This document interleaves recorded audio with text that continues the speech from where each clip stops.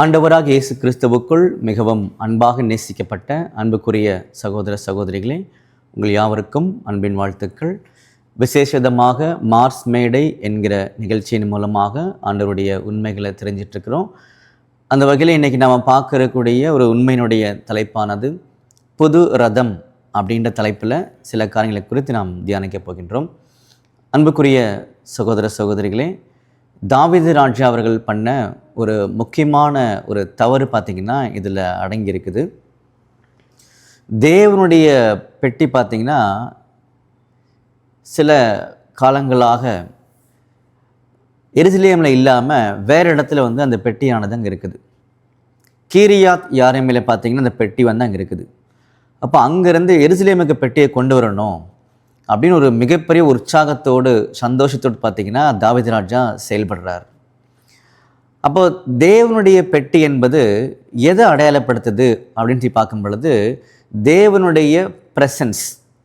அப்போ அந்த தெய்வீகமான காரியங்களை பார்த்திங்கன்னா அல்லது தெய்வீகமான திட்டங்களை பார்த்திங்கன்னா உள்ளடக்கிய ஒரு காரியம்.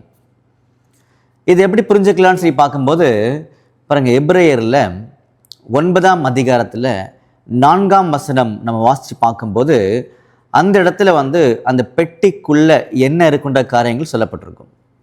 அந்த பெட்டிக்குள்ளே பார்த்திங்கன்னா மண்ணா வைக்கப்பட்ட பொற்பாத்திரம் இருக்கும். ஆரோனுடைய தளித்த கோல் பார்த்திங்கன்னா அதுக்குள்ளே இருக்கும். அதுக்கப்புறம் பார்த்திங்கன்னா அந்த கற்பலகைகள், உடன்படிக்கையின் கற்பலகைகள் உள்ளே இருக்கும். அப்போ இந்த காரியங்கள்லாம் எதை அடையாளப்படுத்துது அப்படின்னு பார்க்கும் பொழுது தேவனுடைய ப்ரெசன்ஸ். அந்த ப்ரெசன்ஸ் பார்த்திங்கன்னா அவருடைய தெய்வீகமான சத்தியத்தின் மூலமாக நம்ம கூட இருக்குது அப்படின்ட்டு ஒரு அருமையான ஒரு உண்மையை அதில் நம்ம எடுத்துக்கிறோம். அப்போ அந்த வகையில் பழைய ஏற்பாட்டு காலத்தில் இந்த பெட்டியானது தேவன் இஸ்ரேல் ஜனங்களுக்கு கூட இருக்கக்கூடிய அருமையான அடையாளத்தை பார்த்திங்கன்னா காமிச்சிது. அதன் அடிப்படையில் தாவீது ராஜா ரொம்ப அதிகமாக ஆசைப்பட்டார், விரும்பினார். தேவன் அவர் மத்தியில் நாங்கள் எல்லாரும் இருக்கணும், எங்கள் மத்தியில் தேவன் இருக்கணும் அப்படின்னு ஆசைப்பட்டதுனால அந்த பெட்டி என்ன பண்ணுறாருன்னா கீரியாத் யாரீமிலிருந்து கொண்டு வரணும்னு சொல்லி அவர் செயல்பட ஆரம்பித்தார். ஆனால் அவர் பண்ண ஒரு மிஸ்டேக் என்னன்னு பார்க்கும் பொழுது தேவனுடைய பெட்டியை சுமக்க வேண்டிய விதத்தில் தான் சுமக்கணுமே தவிர நமக்கு ஒரு உற்சாகம் இருக்குது, ஒரு எதிர்பார்ப்பு இருக்குது, ஒரு சந்தோஷம் கிடைக்குது அப்படின்னு சொல்லி அதற்குரிய ஒரு கணத்தை, தேவனுடைய அந்த பெட்டிக்குரிய கணத்தை என்ன பண்ணக்கூடாதுன்னா மாற்றக்கூடாது அப்படின்னு அவருக்கு தெரியல.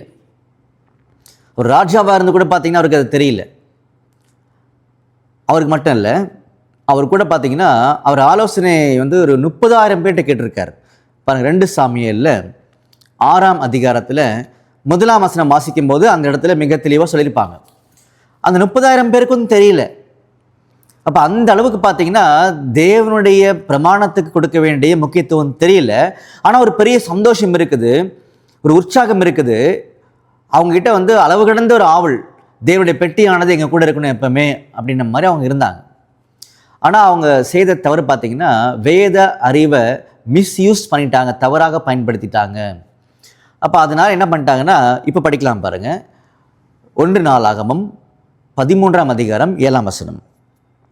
அவர்கள் தேவனுடைய பெட்டியை அபினிதாபின் வீட்டிலிருந்து ஒரு புது ரதத்தின் மேல் ஏற்றி கொண்டு வந்தார்கள்.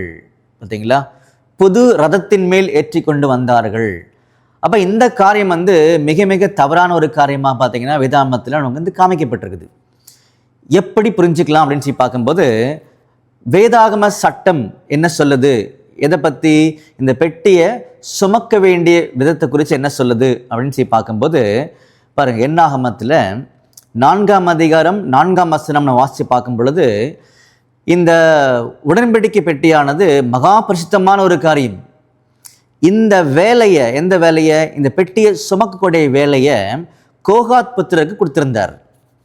அப்போ அவங்க இந்த பெட்டியை எப்படி சுமக்கணும் அப்படின்னு பார்க்கும்போது நீங்கள் அதிலே என்னாகமத்தில் 4ஆம் அதிகாரத்தில் 15ஆம் வசனம் வாசிக்கலாம், அல்லது என்னாகமம் 7ஆம் அதிகாரம் 9ஆம் வசனம் வாசிக்கும்போது அவங்க தோள் மேலே தான் இந்த பெட்டியை சுமக்கணும் இப்படின்றது தான் பிரமாணம்.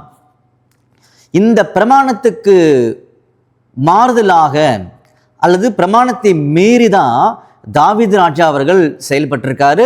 அவர் மாத்திரமல்ல, கூட இருந்த எல்லா ஜனங்களும் அந்த மைண்டில் இருந்திருக்காங்கன்றது நமக்கு நிரூபணம் ஆயிடுச்சு. அப்போ நம்முடைய பாடம் இதுதான். அதுக்கு மிஞ்சி நம்ம போகலை, அங்கே ஊசா மறிச்ச காரியத்துக்குள்ள நம்ம போகலை. அப்போ இந்த புது ரதமானது இவர்களுடைய அறிவை காமிக்குது, இவர்களுடைய சந்தோஷத்தை காமிக்குது, இவருடைய மனமகிழ்ச்சியை காமிக்குது, இவருடைய உற்சாகத்தை காமிக்குது, இவர்களாக தேவனுக்கு கொடுக்க வேண்டிய ஒரு கணத்தை காமிக்குது. இவர்கள் தன்னுடைய சிந்தனையில் பார்த்தீங்கன்னா தேவனுக்கு ஒரு உயர்ந்த கனம் கொடுக்கணும் அப்படின்ற சில காரியங்களை வச்சிருக்காங்க. அதன் அடிப்படையில் தான் இந்த புது ரதமானது வந்திருக்குது. ஆனால் அது தவறு அப்படின்னு சொல்லி எங்கள் தேவன் நிரூபித்து காமிச்சிட்டார். அப்போ இதிலிருந்து நம்ம என்ன கற்றுக்கிறோம் அப்படின்னு சொல்லி பார்க்கும் பொழுது, அன்புக்குரிய சகோதர சகோதரிகளே, வேதாகமம் தேவனுக்கு கொடுக்க வேண்டிய அந்த மரியாதையை எப்படி சொல்லுதோ அப்படிதான் பண்ணணுமே தவிர, நாமளா ஒரு புது புது உபதேசங்களையோ திட்டங்களையோ வழிமுறைகளையோ நடைமுறைகளையோ உற்சாகங்களையோ ஆவல்களையோ ஏற்படுத்தி ஜனங்கள் மத்தியில் கலக்கமோ குழப்பமோ உண்டு பண்ணக்கூடாது. அப்போ இந்த வேலை மிகவும் கனத்துக்குரிய வேலை.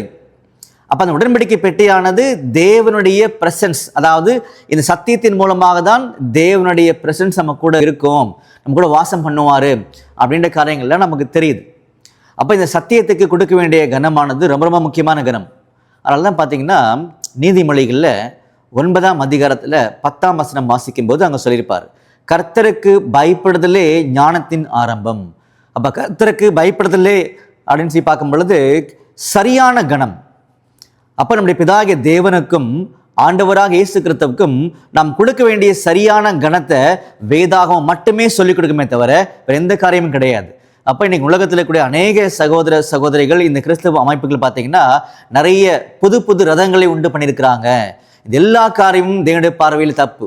அப்போ ஒருவேளை தேவனுடைய அந்த சத்தியங்களை சத்திய சட்டங்களை நாம் தவறாக பயன்படுத்தினோம் என்றால், மிஸ்யூஸ் பண்ணிட்டோம் அப்படின்னா ஊசா மாறி தண்டனைக்குள்ளாக கொண்டு செல்லப்படுவார்கள் அப்படின்னு ஒரு காரியத்தை புரிஞ்சுக்கிறோம். அன்புக்குரிய சகோதர சகோதரிகளே, நம்ம பார்த்த பாடமானது புது ரதம். இந்த புது ரதம்ன்றது புதிய கொள்கைகள், உபதேசங்கள், திட்டங்கள், மனமகிழ்ச்சிக்குரிய காரியங்கள், ஏற்பாடுகள், சகல காரியமும். அப்போ இதெல்லாம் தேவன் சொல்லாத காரியம். தேவன் எப்படி அவர் கனம் கொடுக்க சொல்லியிருக்காரோ அதே மாதிரி தான் கொடுக்கணுமே தவிர அதுக்கு மிஞ்சி செய்யக்கூடாத ஒரு காரியத்தை புரிந்து கொள்கிறோம்.